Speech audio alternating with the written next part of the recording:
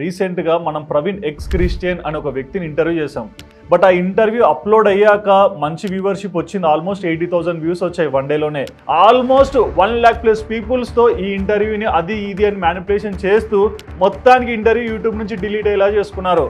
But మనం ఆగుతామా? ఆగం కదా. సో ఇది ఒక ఇంట్రో ఇస్తున్నాను, మళ్ళీ ఆ ఇంటర్వ్యూ స్టార్ట్ చేస్తున్నా అండి. యూట్యూబ్ కమ్యూనిటీ గైడ్ లైన్స్ని ట్రాక్ చేసుకొని ఒక థంబ్నెయిల్ మీద కాపీరైట్ వేసుకొని ఇంటర్వ్యూ డిలీట్ చేశాడు ఆ పాస్టర్. నిజంగా ఆ పాస్టర్కి ధైర్యం ఉంటే ఇప్పుడు తమ్ము మార్చి నేను ఇంటర్వ్యూ ఎక్స్పోజ్ చేస్తా. మరి ఇప్పుడు ఏం చేస్తాడో నేను చూడాలనుకుంటున్నాను. కానీ ఒక్కటండి, సమాజం పట్ల మనకు ఒక కర్తవ్యం ఉంటుంది. మనం ఏం చేసినా సరే మంచి చేస్తున్నామా చెడు చేస్తున్నామా ఆలోచించే వర్క్ చేస్తాం తప్ప ఊరికే ఏదో డబ్బులు వస్తాయనైతే ఏ వర్క్ చేయము. మనం చేసే వర్క్ నుంచి డబ్బులు రావాలి, అది కూడా జెన్యూన్ వర్క్ నుంచి వస్తే ఇంకా సంతృప్తి అయితే ఉంటుంది. పాస్టర్ చాలా ధైర్యం చేశాడు బెదిరించడానికి, కానీ ఎక్కడ కూడా ఆదాయం లొంగలేదు అనేది మనం చెప్పడానికి నేను ఈ ముందర ఇంట్రో చేస్తున్నా అండి.